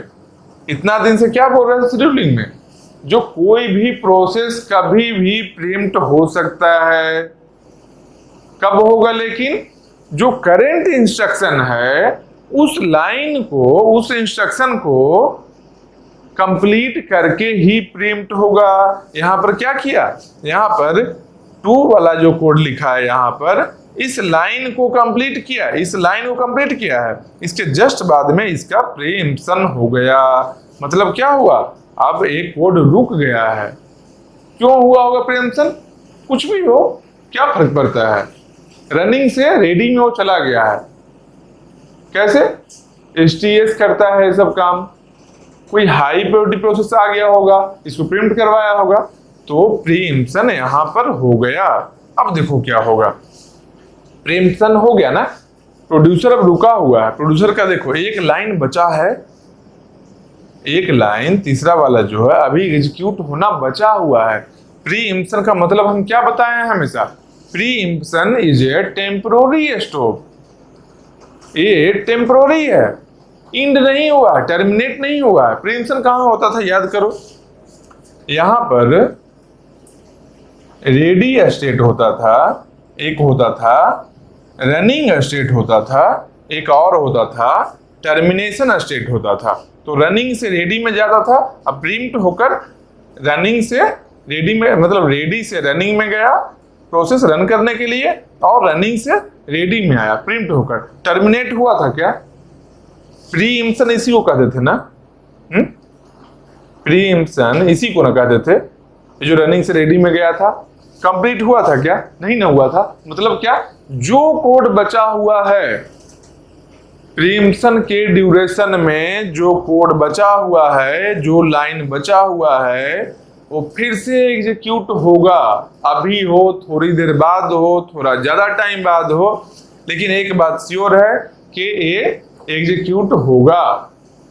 कब होगा देखते हैं, थोड़ा देर बाद होगा, लेकिन थोड़ा देर बाद होगा अगर, तो उतना टाइम तक ये प्रोसेस प्रीएम्प्ट हुआ है। तो ये सीपीयू है ना, प्रोसेसर यही है ना, प्रोसेसर बैठा हुआ है।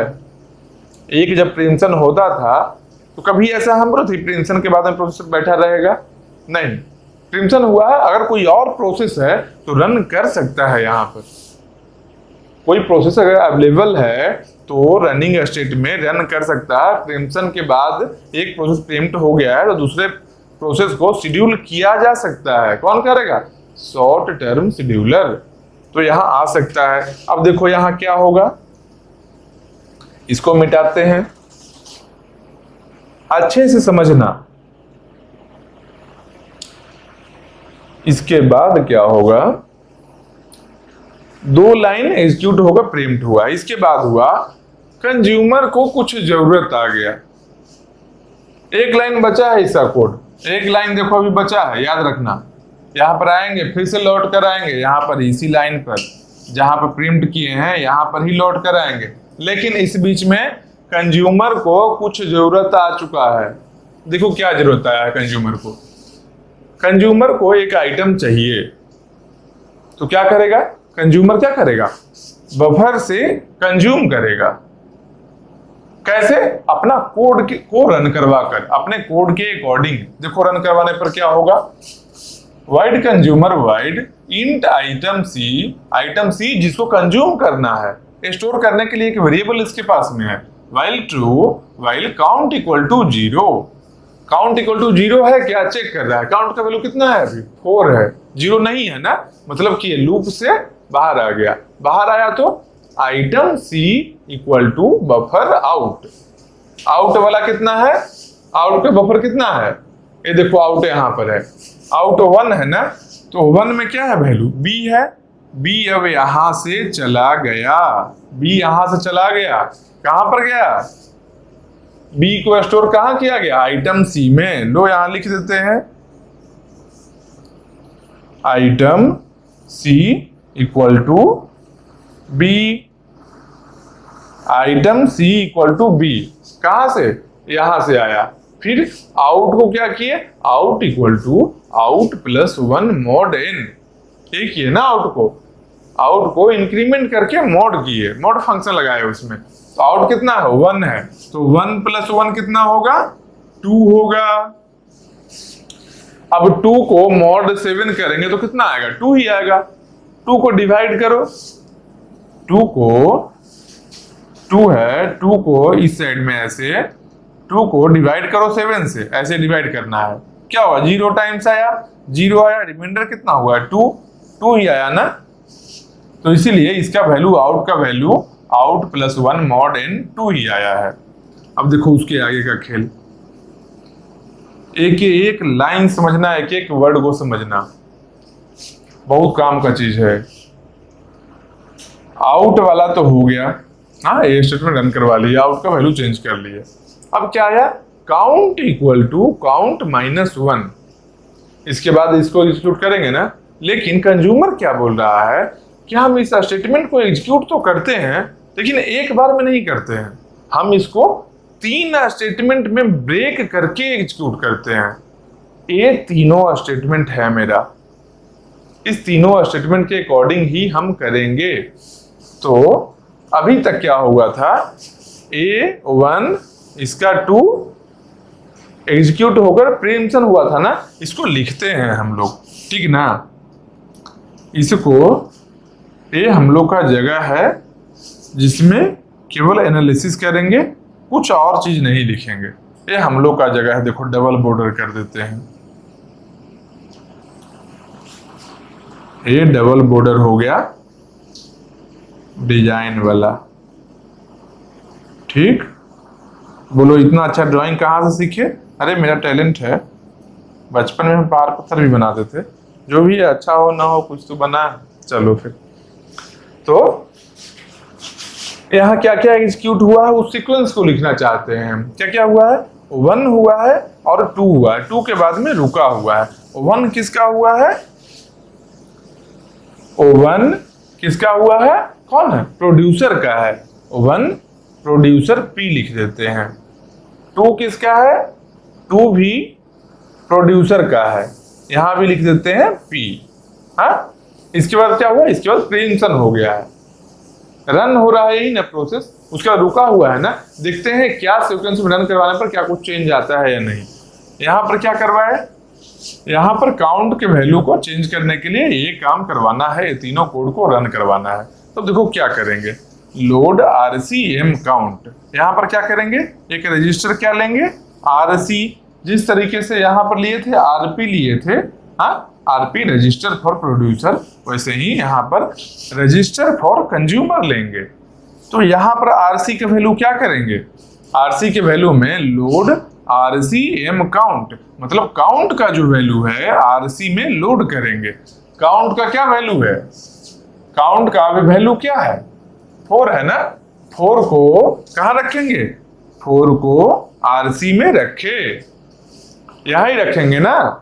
ये जो काउंट का वैल्यू है RC में रखेंगे, क्यों, load RCM count, M count का वैल्यू को RC में लोड करना है। तो ये एग्जीक्यूट हो गया। ये क्या है, कंज्यूमर का फर्स्ट कोड एग्जीक्यूट कर लिए हैं। यहां इसके बाद में क्या किए, कंज्यूमर वाले को लाओ ब्लू से बनाते हैं। पहला स्टेटमेंट कंज्यूमर का भी हम लोग क्या किए, एग्जीक्यूट कर लिए हैं। फिर उसके बाद देखो कहां आए, डिक्रीमेंट RC, RC को डिक्रीमेंट करते हैं। RC को डिक्रीमेंट किए तो क्या हो गया, 4 है, 4 से डिक्रीज किए तो 1 डिक्रीज किए, कितना आया, 3 आया ना। ये स्टेटमेंट भी कर लिए हम लोग, दूसरा स्टेटमेंट भी उसका कर लिए। तो यहाँ क्या लिखेंगे, इसके बाद में ऐसे लो, या ऐसे सीक्वेंस ऑर्डर है, देखो 1 प्रोड्यूसर का, 2 प्रोड्यूसर का, 1 कंज्यूमर का। इसके बाद क्या है, इसके बाद में 2 भी कंज्यूमर का किए, उसके बाद में 3 भी करते हैं कंज्यूमर का। ठीक, देखते हैं क्या चेंज आने वाला है। कंज्यूमर का 3 जब करेंगे, 3 क्या है, store M count RC. RC का वैल्यू कितना है, आरसी का वैल्यू अभी 3 है। इस 3 को क्या करना है, इस आरसी के वैल्यू को काउंट में स्टोर करना है, इस आरसी के वैल्यू को यहाँ काउंट में स्टोर करना है। तो आरसी का वैल्यू कितना आया, 3 को कहाँ स्टोर किए, देखो आरसी के वैल्यू को काउंट में स्टोर करना है, तो 3 के वैल्यू को स्टोर किए कहाँ पर, काउंट में। काउंट में क्या किए, 3 स्टोर कर लिए, तो काउंट का वैल्यू कितना हुआ, 3 हुआ। तो मतलब थर्ड स्टेटमेंट को भी क्या करवाया हम लोग, थर्ड स्टेटमेंट को हम लोग एग्जीक्यूट करवा लिए। तो क्या लिखेंगे, third statement of consumer also executed.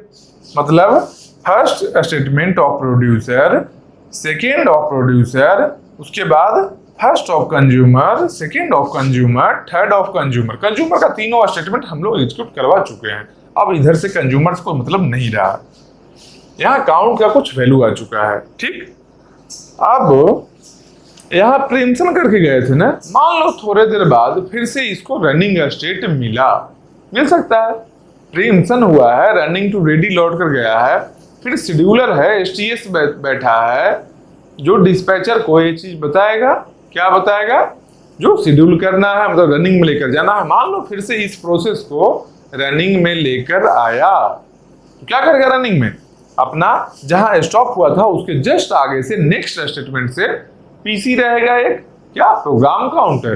Programme counter क्या रखेगा, address of the next instruction to be executed.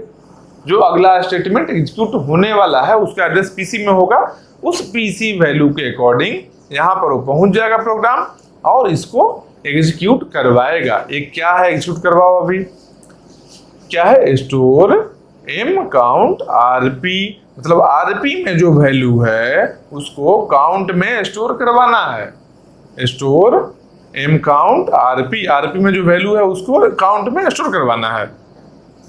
RP का वैल्यू कितना है, देखो आरपी का वैल्यू कितना है, 5 है ना, इस 5 को काउंट में स्टोर करवाना है। काउंट में क्या है, स्टोर करवाए 5 के वैल्यू को, स्टोर हो गया। यहां पर क्या हुआ एग्जीक्यूशन में सॉरी, यहां पर क्या हुआ, third statement of producer execute हुआ है। मतलब क्या, 1 2 3 third statement of producer execute हो गया, यही हुआ ना। कितना स्टेटमेंट था, ए भी खत्म हो गया। स्टेटमेंट कितना था, 1 2 3, 3 स्टेटमेंट यहाँ था और 3 स्टेटमेंट 1 2 3, 3 स्टेटमेंट यहाँ था, 6 स्टेटमेंट ही है ना। अब देखो यहाँ पर कितना रन किया है अब तक, 1 2 3 4 5 6, मतलब 6 स्टेटमेंट रन कर चुका है। मतलब प्रोड्यूसर का कोड भी खत्म हो गया है, कंज्यूमर के कोड भी खत्म हो गया है। ठीक, अब देखते हैं ये कोड रन किया था, जो वैल्यू यहाँ लेकर आया था वो वैल्यू सही है या नहीं। पिछले बार हम लोग क्या किए थे, पिछले बार हम लोग पहले प्रोड्यूसर को रन करवाए, उसके बाद कंज्यूमर को रन करवाए, कुछ वैल्यू आया था और वो वैल्यू सही बता रहा था। जो वैल्यू था, जो एक्चुअल वैल्यू होना चाहिए था वही वैल्यू था। अब देखते हैं सही है या नहीं है। तो कहाँ देखेंगे भाई, देखेंगे EN का वैल्यू क्या है, मैक्सिमम कैपेसिटी की कोई चेंज करता है क्या, कोई नहीं चेंज करता है, ये तो ऐसे ही रहेगा। इन का वैल्यू को चेंज करता है कौन, प्रोड्यूसर। देखेंगे ये सही है कि नहीं, इन में कितना है, 6 है, अगला खाली स्लॉट कौन है, 6 है, ये सही है, मतलब कि ये सही चीज है, तो ये तो भाई सही है। चलो, और कौन सा चेंज होता है, आउट का वैल्यू चेंज होता है। आउट का वैल्यू कितना है, 2 है, तो 2 जो है जो खाली है या नहीं, क्यों, क्योंकि आउट क्या बताएगा, जहां से कंज्यूमर को कंज्यूम करना है। तो पहला जो फिल होगा, पहला जो स्पेस जिसमें डेटा होगा वो किसके पास होगा, आउट वाले में होगा। तो देखो आउट 2 है, इसका आउट का वैल्यू 2 है, 2 में क्या है, सी है, खाली नहीं है, इसके पहले खाली है, मतलब कि यहाँ पर खाली नहीं है, मतलब ये भी सही है ना। हम लोग क्या चाहिए था, यही तो चाहिए था, क्यों, कंज्यूमर कंज्यूम कर रहा है लाइन से, तो ये वैल्यू भी सही है। ए हो गया, ए हो गया। बफर का नाम है, यूज करते हैं स्टोर करने का, ये चीज देख ली। अब देखते हैं काउंट भी यूज करते हैं ना। देखो काउंट यहाँ यूज किए, काउंट यहाँ यूज किए, काउंट का ही नहीं 3 कोड था, ई काउंट का ही ना 3 कोड था। टोटल जो 6 कोड यहाँ रन करवाए हैं किसके लिए है, एक केवल और केवल काउंट के वैल्यू को चेंज करने के लिए ही तो कोड है। तो कहां गड़बड़ हो सकता है, काउंट में ही गड़बड़ हो सकता है। अब देखते हैं काउंट का वैल्यू, काउंट का वैल्यू कितना है, काउंट का वैल्यू 5 है, अभी यही ना फाइनल वैल्यू आया है। ये 6 स्टेटमेंट रन करवाने के बाद काउंट का वैल्यू कितना आया, 5 आया है, यही ना आया है। काउंट का वैल्यू 5 है, काउंट का वैल्यू क्या बताता है बताओ, काउंट का वैल्यू बैठकर हम बात करेंगे। अब आ जाओ, काउंट का वैल्यू क्या बताता है हमको, ये पहले बताओ। काउंट का वैल्यू बताता है कि बफर में किसी पार्टिकुलर टाइम में, किसी भी पार्टिकुलर टाइम में कितना डेटा अवेलेबल है, ये कौन बताएगा, ये बताएगा काउंट। तो काउंट क्या बता रहा है, काउंट का वैल्यू कितना है, काउंट का वैल्यू 5 है, तो मतलब 5 डेटा होना चाहिए था बफर में। और काउंट का वैल्यू 5 है, काउंट का वैल्यू क्या बताएगा कि बफर में कितना डेटा है अवेलेबल, उसका वैल्यू 5 है, मतलब कि 5 डेटा अवेलेबल होना चाहिए ना। अब देखते हैं कितना डेटा अवेलेबल है, ये है क्या, नहीं है, खाली है, ले चुका है कंज्यूमर, ये भी ले चुका है, यहाँ नहीं है। सी हाँ अवेलेबल है, 1, डी अवेलेबल है, 2, EFG अवेलेबल है, 3, HIJ अवेलेबल है, 4, 5वां कहाँ अवेलेबल है बताओ,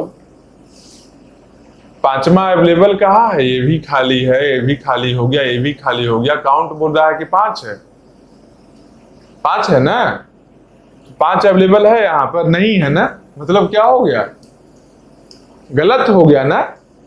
ये जो सिंक्रोनाइजेशन नहीं होने के चलते 2 प्रोसेस है, एक प्रोड्यूसर है, एक कंज्यूमर है, और सही सिंक्रोनाइजेशन नहीं होने के चलते क्या हुआ, जब हम एग्जीक्यूशन करवाए इसका तो क्या हुआ, गलत रन कर गया है कोड। कैसे गलत किया है, देखिए सिंपल सोचो, 5 बता क्या रहा है कि 5 ऑब्जेक्ट है मेरे पास में, इसके पास में 4 ही है। अभी एक और गलत आ जा सकता है, एक और वैल्यू देगा नया, देखो कैसे नया देगा। हम लोग क्या किए थे, प्रोड्यूसर का 1 को करवाए, 2 को करवाए, प्रीएम्प्ट किए, ठीक है। उसके बाद में क्या करेंगे, कंज्यूमर के 1 को करवाएंगे, 2 को करवाएंगे। 1, 2 करवाने पर कितना आता है, 3 आता है ना, ये 3 आता है ना। फिर इसके 3 को भी करवा लेंगे, स्टोर करवा देंगे, या फिर 3 को लास्ट में करते हैं। सबसे लास्ट में कौन है, 3 और प्रोड्यूसर है ना। तो यहाँ पर क्या करेंगे, जब 1, 2 होगा ना, इसको भी प्रीएम्प्ट करेंगे, इसको भी प्रीएम्प्ट करेंगे यहाँ पर ही। मतलब क्या, यहाँ पर लिखते हैं, लो ए बॉक्स में हम सीक्वेंस लिखते हैं, इसके अकॉर्डिंग रन करवाने पर क्या आएगा हम बता रहे हैं। पहले 1 ऑफ प्रोड्यूसर करवाए, उसके बाद 2 ऑफ प्रोड्यूसर करवाए, 1 करवाए, 2 करवाए, तो आरबी का वैल्यू कितना आया, 5 आ गया है, ठीक। अभी स्टोर नहीं करवाए, थर्ड नहीं किया, इसको यहाँ प्रीएम्प्ट किए हैं।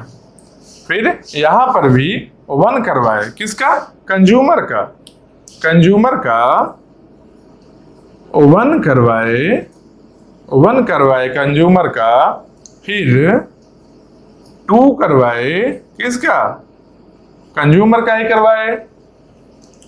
उसके बाद में इसको क्या किए, इसको प्रिंट कर दिए। जब 2 करवाए तो यहाँ आरसी में वैल्यू 3 स्टोर हो चुका था, ठीक। तो कंज्यूमर का भी 2 रन किया। अब क्या करेंगे, इसको प्रिंट करवाकर फिर से आएंगे प्रोड्यूसर पर। क्या करेंगे, यहाँ से इसका तीसरा स्टेटमेंट को फिर से रन करवा लेंगे।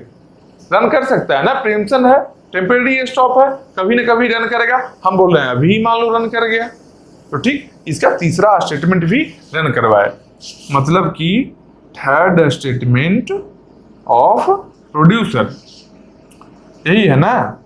तो थर्ड स्टेटमेंट प्रोड्यूसर क्या है, आरपी के वैल्यू को स्टोर करेगा। कहां पर स्टोर करेगा, काउंट में स्टोर करेगा। आरपी का वैल्यू क्या है, 5 है, 5 है मान लो, स्टोर कर दिया, चलो 5 आ गया, 5 वैल्यू लिखा है, 5 आ गया, स्टोर कर दिया।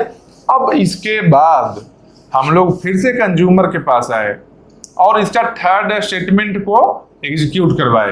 ये क्या बोल रहा है, store M count RC, RC का वैल्यू को काउंट में स्टोर करो। आरसी का वैल्यू क्या है, 3 है, आरसी का वैल्यू 3 है ना, फिर से इसमें स्टोर किए 3। ये कौन सा है, ये है कंज्यूमर का थर्ड स्टेटमेंट को अभी करवाए हैं, कंज्यूमर के थर्ड स्टेटमेंट को अभी करवाए। इसको एक बार देखो, ये जो सीक्वेंस है डबल बॉर्डर कर देते हैं क्योंकि बहुत कुछ लिखा हुआ है। मान लो कुछ लोग तो नींद में देख रहे होंगे, उनके लिए भी हम दिखाएंगे अच्छे से। ये लो क्या करेंगे, 3-3 बॉर्डर करेंगे। जब इतना कुछ लिखे हैं तो एक बॉर्डर में और कितना टाइम लगेगा हमको बताओ।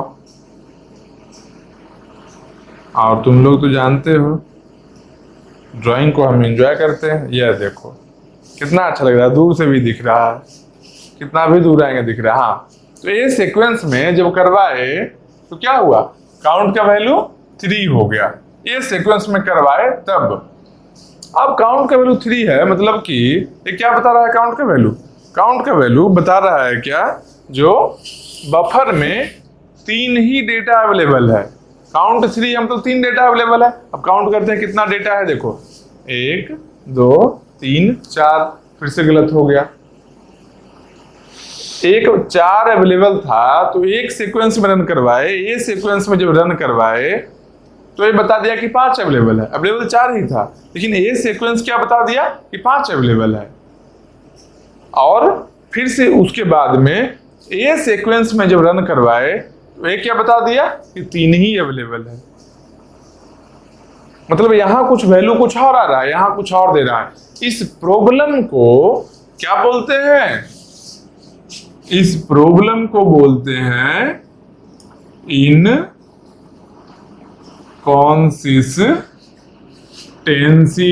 इनकंसिस्टेंसी। यही है ना, वैल्यू कुछ और है, फैक्ट कुछ और है, बता कुछ और रहा है, इनकंसिस्टेंट है। वो जो चाहिए रिजल्ट हम लोग को सही रिजल्ट नहीं दे रहा है। मतलब क्या, सिंक्रोनाइजेशन नहीं रहने से प्रॉब्लम आया ना। अब इसको रिमूव करेंगे सॉल्यूशन के समय में, इसको कैसे रिमूव करना है वो भी बताएंगे। अभी क्या हम लोग कर रहे हैं, कितना तरह का प्रॉब्लम सिंक्रोनाइजेशन नहीं रहने से हो सकता है, बाद में वो भी पढ़ेंगे क्या, कैसे इसको खत्म करना है। तो इसके लिए क्या करेंगे हम लोग, इससे जान लो। पहला प्रॉब्लम क्या आया हम लोग के पास में, पहला प्रॉब्लम आया इनकंसिस्टेंसी। याद रखना कितना तरह का प्रॉब्लम आ रहा है, याद करना। इनकंसिस्टेंसी फर्स्ट प्रॉब्लम है, उसके आगे क्या प्रॉब्लम आएगा ये देखेंगे इसके अगले में। अच्छा, तो अभी तक हम लोग क्या देख रहे थे, जो प्रोड्यूसर कंज्यूमर कोड जब हम लोग रन करवाए उसमें क्या आया था, उसमें एक प्रॉब्लम आया था क्या, इनकंसिस्टेंसी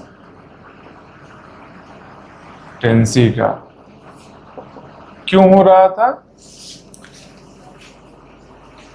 क्योंकि शेयर्ड वेरिएबल दोनों ही प्रोसेस के कोड में था।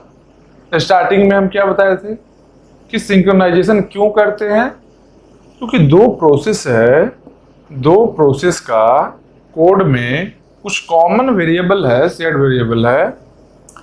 ये दोनों जब रन करेगा तो इसके सीक्वेंस ऑफ एग्जीक्यूशन से कुछ प्रॉब्लम आ सकता है। तो यहाँ क्या हुआ, डेटा गलत हो गया। जो हम लोग के बफर में था, बफर में काउंट का जो वैल्यू था, प्रोड्यूसर के बाद कंज्यूमर कर रहे हैं, बीच में प्रिम्पशन भी हुआ है।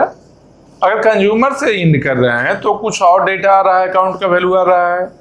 और प्रोड्यूसर से जब इंड कर रहे हैं, लास्ट स्टेटमेंट जो होता था, थर्ड स्टेटमेंट, जबकि काउंट को अपडेट करते थे, किससे?